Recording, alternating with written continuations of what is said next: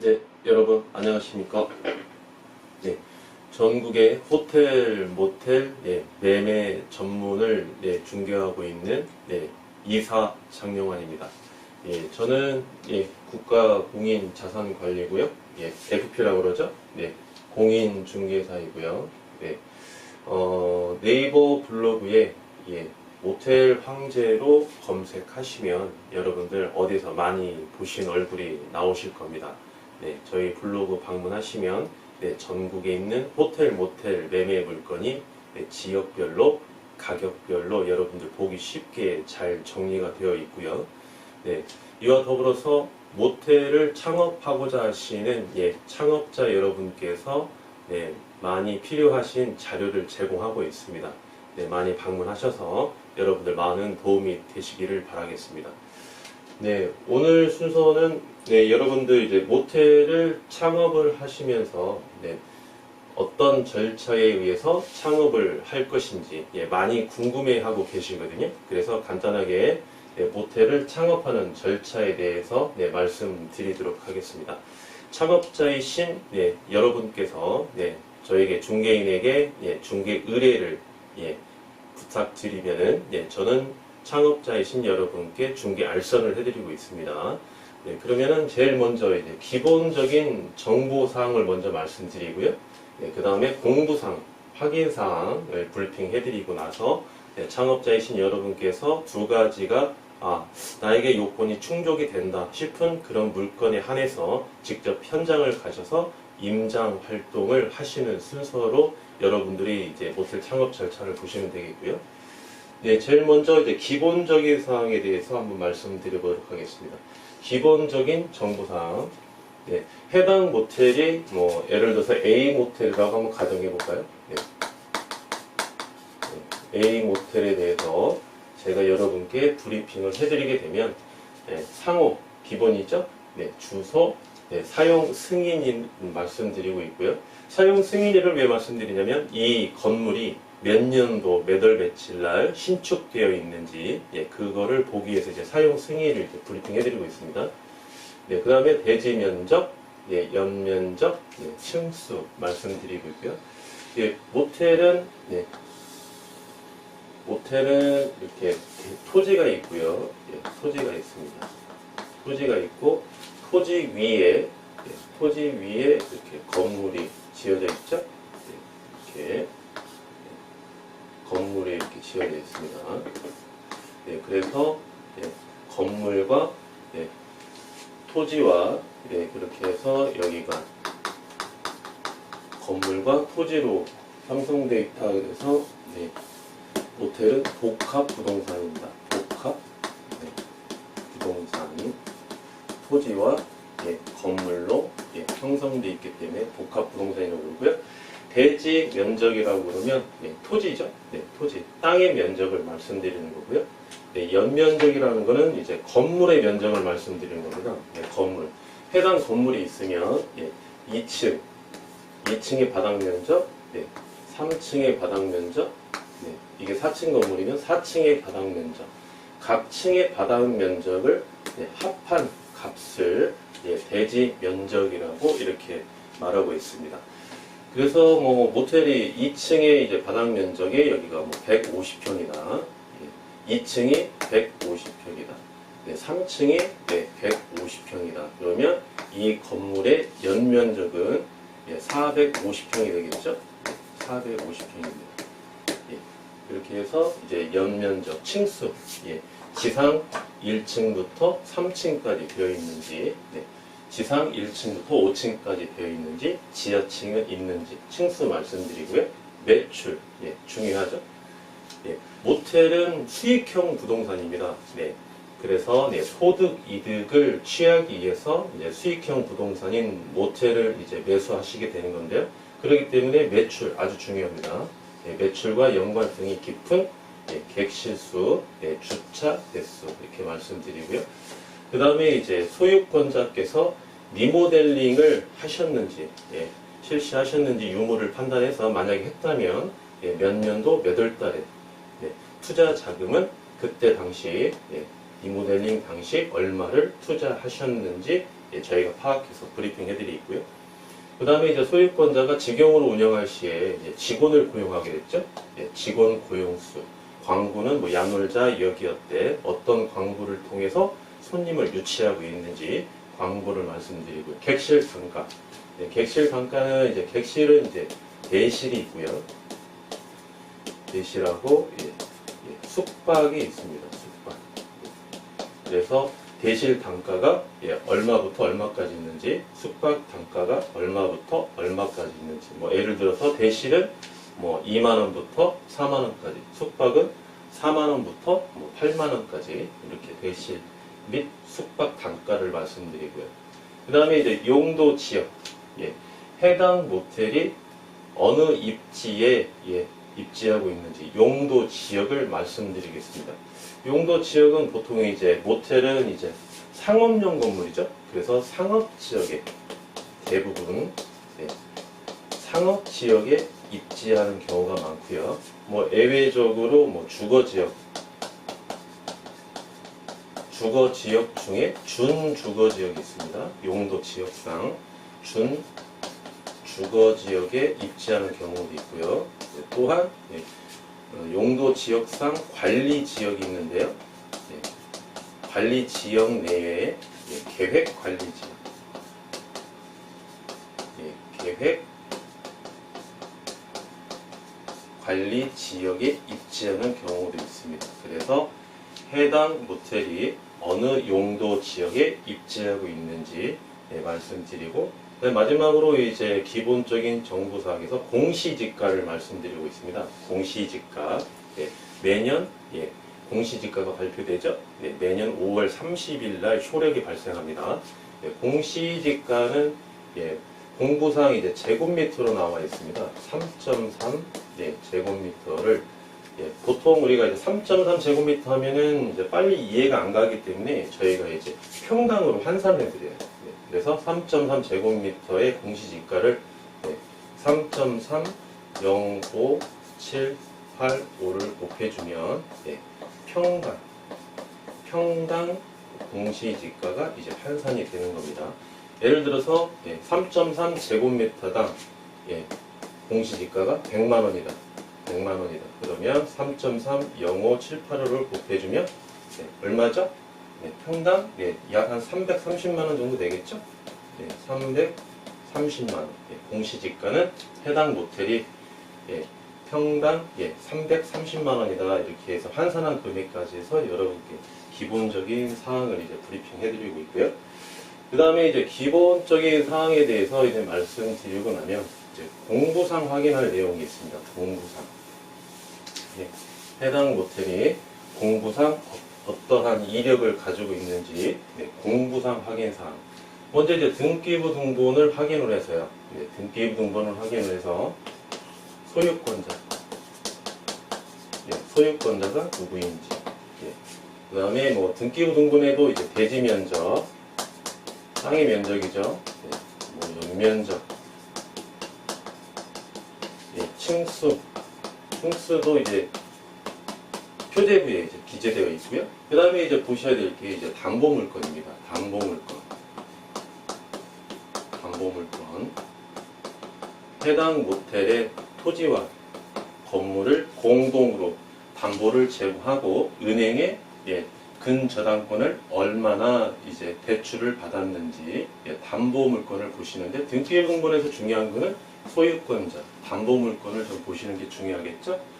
두 번째 이제 건축물 대장에서는 건축물 대장은 이제 건물에 대한 이력이 나오는 겁니다. 건물에 대해서 건축물 대장에서도 소유권자 표기되어 있고요. 대지 면적 표기되어 있습니다. 연면적 당연히 표기되어 있겠죠. 건물에 대한 이력이니까 층수 나오고 있습니다. 그 다음에 이제 건축물 대장에는 이제 용도가 나옵니다. 용도. 해당 층마다 이게 무슨 용도로 되어 있는지. 모텔이니까 용도가 뭐겠습니까? 용도가 모텔로 되어 있는 경우도 있고요.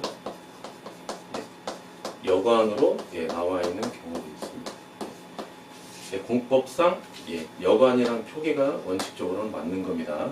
그렇게 하고 지하에 만약에 지하가 있다면 지하에 제1종 근린생활시설에 대한 용도사항인지 제2종 근린생활시설인지 아니면 단란주점인지 위락시설이죠? 유흥주점인지 이렇게 용도가 건축물 대장상에 표기가 되어 있고요. 그 다음에 이제 위반 건축물 해당 건물이 시군구에 인허가를 받지 않고 불법으로 증축을 했는지 유무를 확인하는 건데요. 건축물 대장을 띄워보면 1페이지, 2페이지 이렇게 나와 있는데요. 위반 건축물인 경우 1페이지 오른쪽 상단에 노란색 바탕으로 이렇게 해서 검은색 글씨로요. 환하게 보입니다. 위반 건축물 이렇게 표기가 되어 있어요. 위반 건축물인 경우에는. 그리고 맨 마지막 장 2페이지나 3페이지 하단에 보시면 위반 건축물이 몇 년도 몇 월 며칠 날 어떤 층수에서 몇 제곱미터가 불법으로 증축되어 있다라고 이렇게 표시가 되어 있습니다. 그래서 건축물 대장을 보실 때에는 위반 건축물까지 확인하시는 거고요. 세 번째로는 이제 토지 대장을 보셔야 됩니다. 세 번째 토지 대장에도 소유권자 표시되어 있습니다. 대지 면적 표시되어 있고요. 토지 대장에서는 토지니까 대지 면적이 중요하겠죠. 대지 면적. 그래서 공부를 이렇게 띄워보는 이유는 뭐냐면 등기부 등본상의 소유권자가 갑으로 표시되어 있어요. 건축물 대장상에도 갑으로 표시되어 있어요. 토지 대장에도 갑으로 표시되어 있습니다. 이렇게 소유권자가 일치하는지 확인을 하는 겁니다. 확인을. 대지 면적도 마찬가지죠. 등기부 등본상에 나와 있는 대지 면적과 건축물 대장에 나와 있는 대지 면적, 토지 대장에 나와 있는 대지 면적이 일치하는지 확인하는 거죠. 참고로 소유권자가 불일치하다. 불일치할 때에는 등기부 등본상의 소유권자가 유효하고요. 만약에 대지 면적이 공부상 불일치하다. 그럴 때는 토지 대장에 표시되어 있는 면적이 유효합니다. 그렇게 보시면 되겠고요. 그 다음에 이제 마지막으로 네 번째, 토지 이용 계획 확인은. 토지 이용 계획 확인원의 주체가 뭘까요? 주체가 토지 이용 계획 확인의 주체는 주체는 국가, 지자체 또는 시군구입니다. 시군구, 국가, 지자체, 시군구가 해당 모텔 토지에 대해서 이용할 계획을 가지고 있는 공부예요. 그래서 토지 이용 계획 확인원을 열람하는 이유는 뭐냐면 어떠한 계획을 가지고 있는지, 그 계획이 있다면 토지에 대해서 규제가 들어옵니다. 그래서 규제사항에 표시가 되어 있어요. 그래서 토지 이용 계획 확인원까지 해서 공부상 확인 내용을 여러분께 브리핑 해드리고 있고요. 기본적인 사항과 공부상 확인 사항이 여러분의 요건에 일치한다 했을 때는 마지막으로 이제 여러분들이 직접 현장에 가보셔야 됩니다. 임장 활동을 하셔야 되는데요. 글씨가 좀 크게 나왔죠? 그만큼 임장 활동이 중요하다는 겁니다. 첫 번째, 두 번째도 중요하지만 임장 활동이 제일 중요한 사항입니다. 실제로 이제 여러분들이 이제 현장에 가보시는 거예요. 그래서 이제 지역 분석과 개별 분석을 여러분들이 하시게 되는데요. 먼저 이제 지역 분석.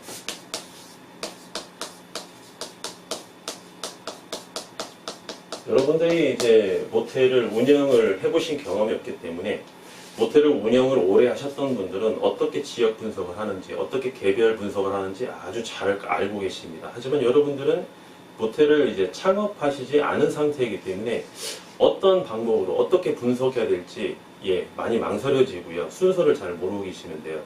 지역 분석을 보실 때는 해당 모텔보다는 지역 분석이 먼저 먼저 지역 분석을 보시고 그 다음에 나중에 해당 모텔에 대해서 개별 분석을 보시는 건데요. 어느 한 지역이 있습니다. 지역이. 네. 여기에 지역에 A 모텔이라는 것을 제가 여러분께 브리핑 해드렸어요. 그러면 A 모텔에서 반경 1km에서 2km. 반경. 보통 1km에서 2km까지 보고요. 뭐 어떤 물건 같은 경우는 예외적으로 3km, 5km까지 보는 경우도 있습니다. 그래서 해당 모텔의 반경 1km에서 2km 사이를 이 부분을 뭐라고 그러냐면 동일 수급권이라고 합니다. 동일 수급권.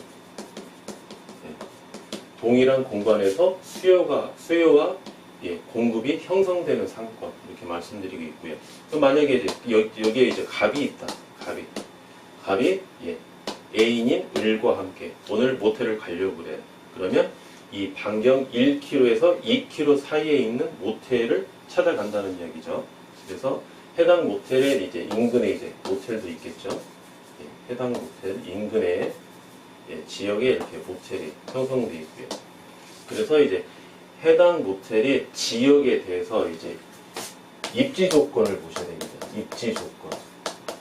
어떠한 입지 조건을 가지고 있는지. 그 다음에 이제 상권을 보셔야 되겠죠. 상권. 해당 모텔이 역세권인지, 아니면 뭐 대학교 상권을 끼고 있는지, 먹자 상권인지, 뭐 일반 산업단지나 국가 산업단지처럼 출장 손님이나 비즈니스 손님이 많이 오는 상권인지, 드라이빙 무인텔인지, 아니면 특수상권도 있습니다. 뭐 바닷가, 강릉이나 대천에 이런 바닷가나 산을 끼고 있는 그런 특수상권인지. 네, 이렇게 해서 해당 모텔이 어떠한 상권을 가지고 있는지 상권을 분석하시고요. 그 다음에 이제 이 동일 수급권 내에 이제 고정수요.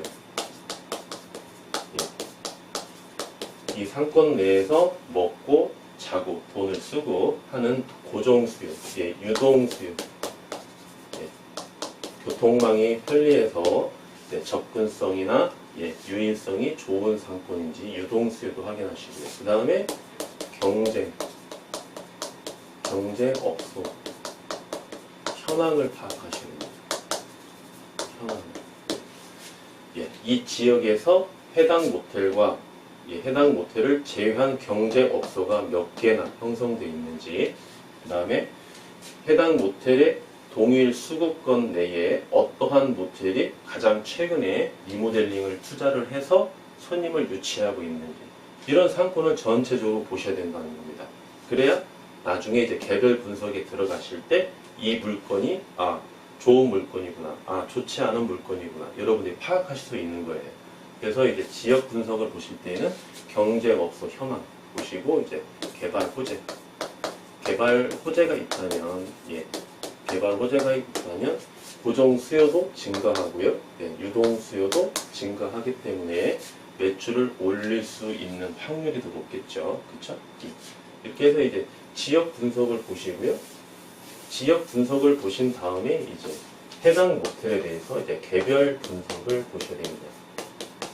개별 분석.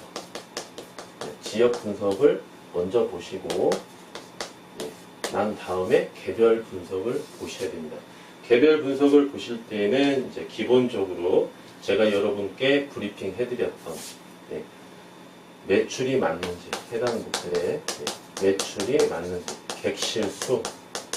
객실수가 각 층마다 몇 개씩 형성되어 있어서 내부 시설은 어떤지,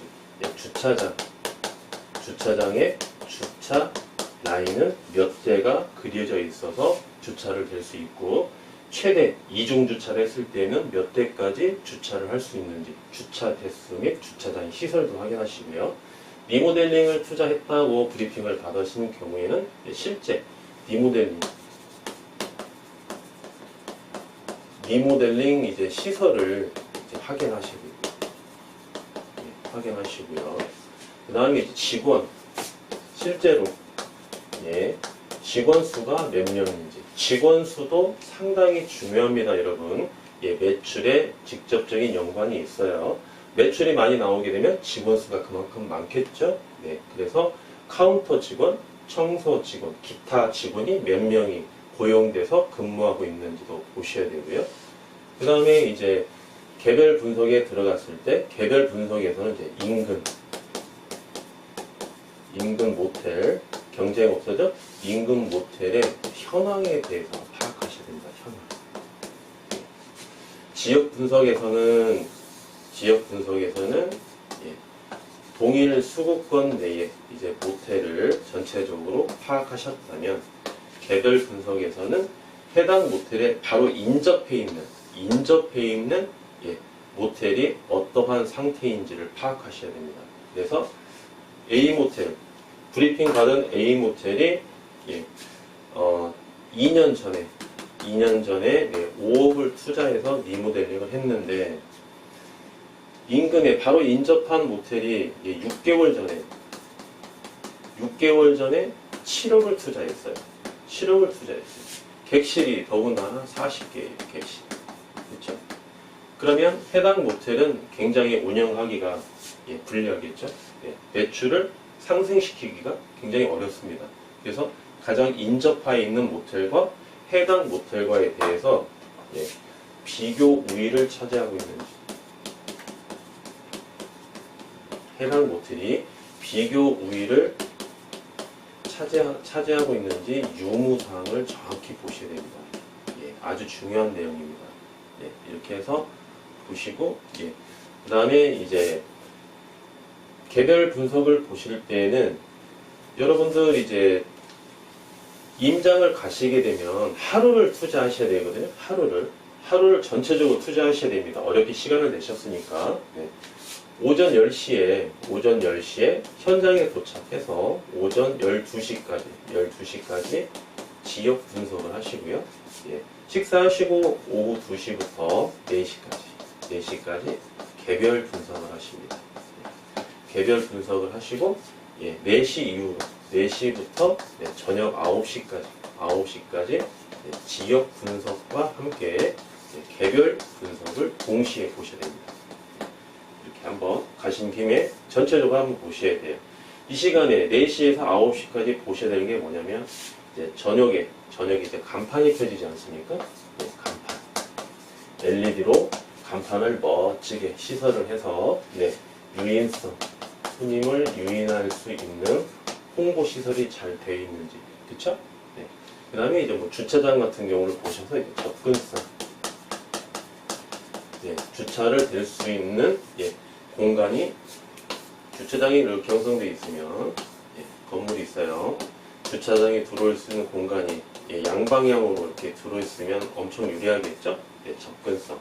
이쪽에 걸어서 들어오시는 길이고, 골목을 해서 들어오시는 길도 있다. 그럼 아주 좋습니다. 대시 손님들이 이런 길을 많이 선호하거든요. 이런 접근성도 많이 보시고요. 그 다음에 이제 개별 분석을 보실 때 소유권자와 이제 같이 미팅을 할 수 있는 저희가 시간을 마련해드려요. 현장에 가셔서 소유권자와 같이 소유권자가 말씀해 주시는 내용도 들어보시고, 소유권자를 미팅하시면서 소유권자 성향을 보셔야 돼요. 이분의 성향. 성향을 보시면 직원의 성향이 나옵니다. 직원의 성향이 나와요. 직원의 성향이 나오면 그 해당 모텔에 고객의 성향을 유추해낼 수 있어요. 고객의 성향을 유추해내면 해당 모텔의 매출이 평가받을 수 있습니다. 아주 중요한 사항입니다. 소유권자가 일주일에 한 번씩 현금만 수금해 간다. 직원들 열심히 하겠습니까? 그렇죠? 단골 손님들, 고객들, 좋은 손님들 형성할 수 있을까요? 소유권자 되시는 분이 굉장히 열심히 일도 잘 하시고, 지나가는 길마다 담배꽁초도 본인이 스스로 주어요. 직원들이 빳빳이 서 있을 수 있겠습니까? 직원들도 습관적으로 줍는 거예요. 습관적으로. 그렇죠? 이렇게 직원들이 열심히 노력하면 손님들이 그런 거에 감동해서 손님들이 단골 손님들 중에서도 성향이 좋은 손님들을 단골 손님들을 유치할 수 있어요. 그렇게 해서 인접한 모텔에는 성향이 별로 좋지 않는 손님을 유치할 수밖에 없는 거죠. 그래서 상대적으로 비교 우위를 차지하시는 겁니다. 그렇게 되면 매출은 자연적으로 오르게 돼 있어요.